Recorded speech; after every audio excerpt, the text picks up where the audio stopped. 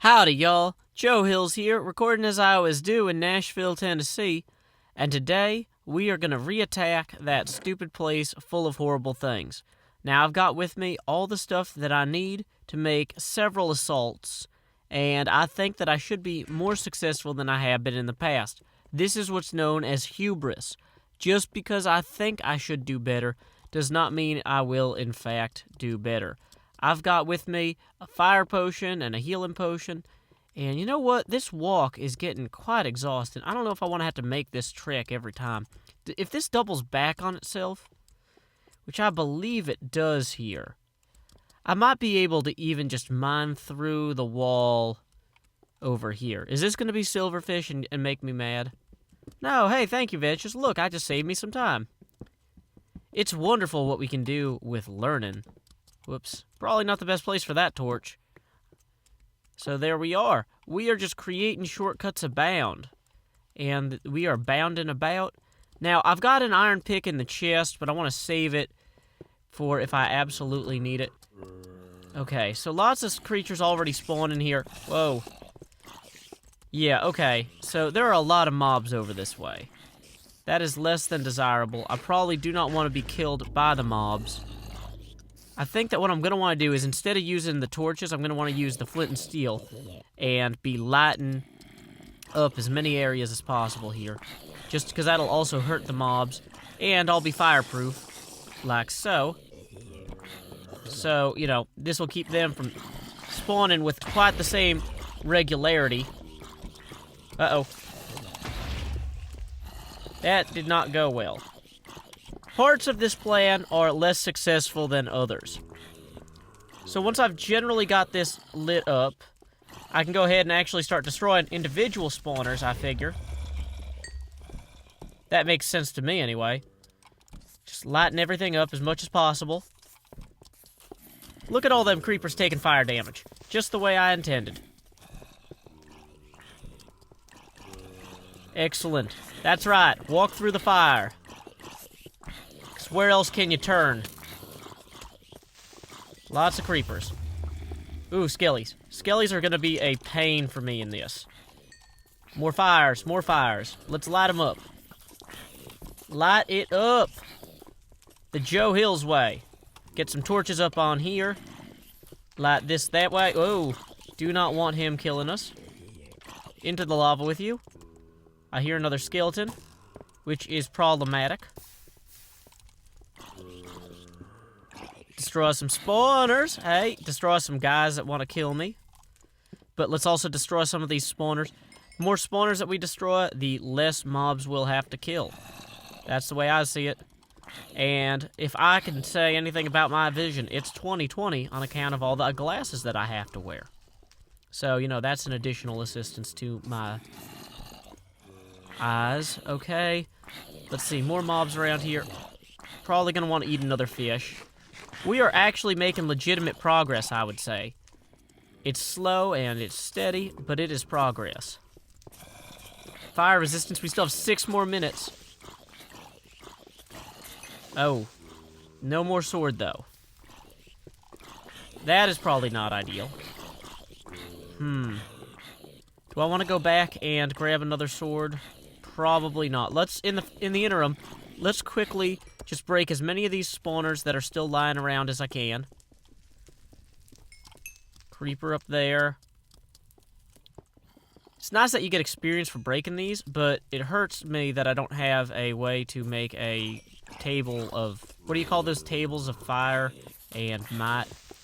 Enchanting bench. Oh, I'm not going to be able to block without a sword either. Yeah, let's go ahead and try to find another sword. Time skip real quickly, I think. And so I re-emerge, this time with iron tools, now that I've secured enough of this area to be confident that I can survive the initial onslaught of the said mobs, or such mobs as may wish me dead.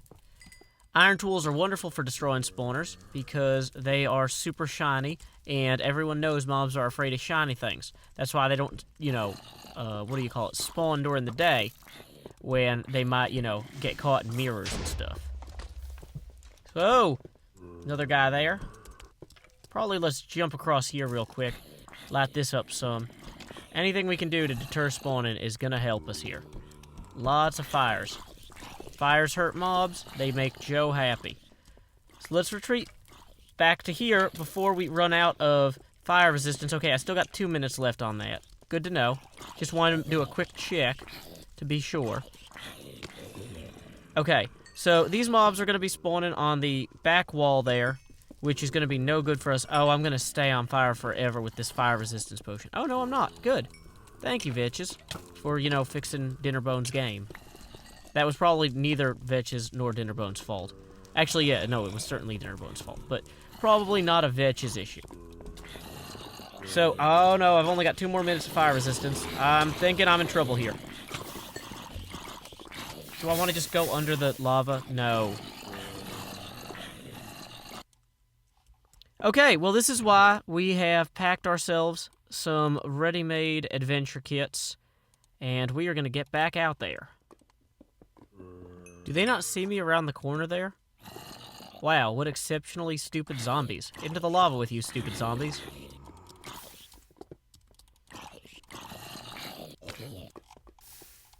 Oh, that's interesting. The lava seems to flow downward there. We may have to visit that area more aggressively in the imminent future after we have dealt with some of these spawners. See, it seems to flow down, but it doesn't go anywhere. Ah, lame. Vetches, you should have had that be an awesome room or something. Although maybe it's an invisible treasure room I can only reach using my magical potion of, what do you call that? Potion of lava resistance visibility. I don't know. I should learn the names of these things. I am gonna back away, though, first from those fellas and munch on this delicious fish. What a delish fish. And potion of health, just to have it. Great. Excellent. So down these things go. 1, 2. Add a bit more light.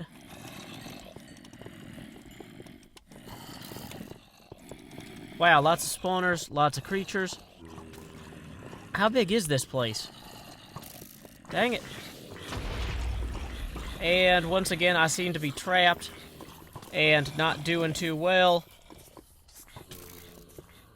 Let's see if we can at least survey further into here. Okay, well, there's the fleecy box in the least. Can I find a way to survive? No. Wait, no. 3. Wrong button. Dang it. We're getting closer. I don't think I put pants on that time. That was part of my problem, is I left home without any pants. Okay, so at this point, I'm out of fire resistance potions, so that's not ideal, but I did bring some TNT with me so I can do some good blasting if I stumble upon any areas that are spawner intense. I'm also going to go ahead and light that up some.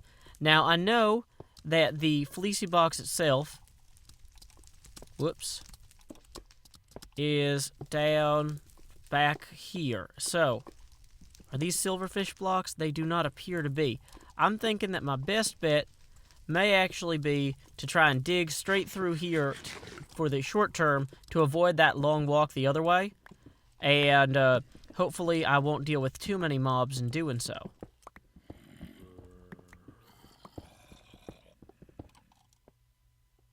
Okay, there we go. That seems to be finally a gap. Excellent. Now I'm right near where I died. And I can just dig myself a little excellent bridge here. We got a skelly waiting for us down there. We got the fleecy box in the middle there. There seems to be a sign. Ooh, okay, so I'm going to have to bridge out to the fleecy box. And wow, that's a wide open space beyond it. I'm a little curious what lies beyond in that wide open space. I was going to say, and I'm also out of materials to bridge with, but luckily that is not where we are. So, lighting up the bridge sufficiently is going to also be a priority. All I need is a zombie to spawn on top of this bridge here and cause me all manner of trouble. Or one skeleton to take a pot shot at me. and to just knock me to my horrifying death. So, yeah. Oh, yeah, they can spawn along the ceiling if I'm not lucky, too. Wow, I wonder if that goes to intersection 4 over there, because that's quite the distance. Vitches, I cannot imagine what you have in mind when you design these maps, but I can pretend that I imagine, and that's almost as good as imagining I pretend. See that guy fall right past me there? Undesirable. Light this stuff up here. Okay, yeah, look at these. See, he's got zombie spawners in the ceiling. Like there. Vitches, you are always one step ahead of me.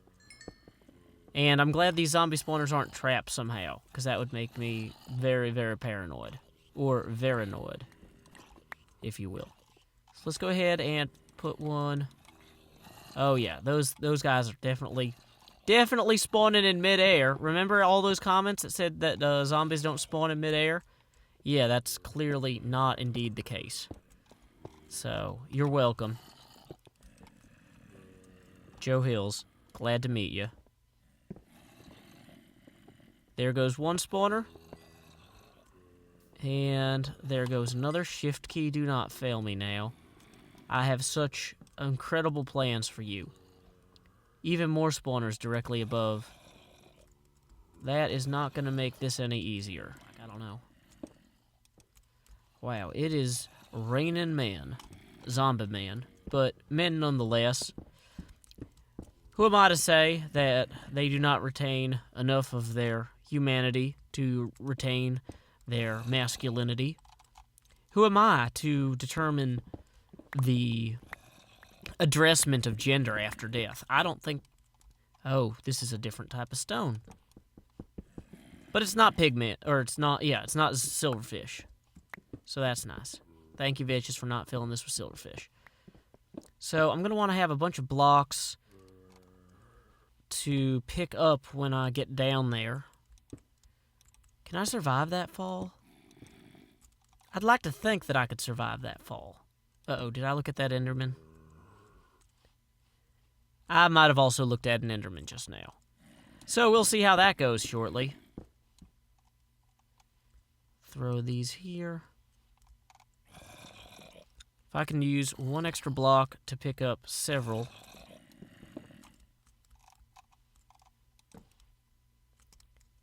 Okay, I should have enough blocks to jump back up here if I can survive the fall, which I think I can. So let's go ahead and give that a go. Excellent. Hey, it's a Bruce in a box, which I think is a blaze in a box, pretty much. Fire resistance and spawn blaze. Excellent. He gave us a lot of the purple wool. He apparently did not expect us to survive this. How many of these zombies and stuff are there? A lot.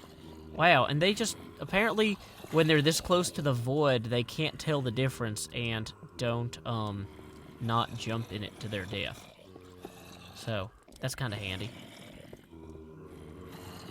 Wow, lots of them. And skeletons. This is super horrifying. I'm a little worried about the skeletons shooting me down. So let's go ahead and do our best to block their line of sight here. I might have to actually use several of the wool to build my little tower way up. 'Cause otherwise I might not have enough blocks. See, that's at least a 30 block drop, I think, but how high can we get? Whoa! Pillaring is scary. I don't like it. Frightens me. Okay. Let's get out the purple wool. And let's make a run for it. And let's get this slapped atop our victory monument. We are back at our victory monument, and we are going to go ahead and place this incredibly fabulous wool, which we got in They All Burn. It's like Auburn, but not Alabama. Done. light it up. And we're going to use the red torch there because I got all the way back here and realized I had no normal torches left.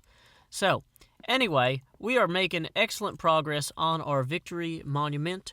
I want to go explore the rest of where that tunnel goes in the next episode because I'm super curious, but if I end up being just incredibly disappointed, then we'll go and explore something else. So, anyway, until next time, y'all, this is Joe Hills from Nashville, Tennessee.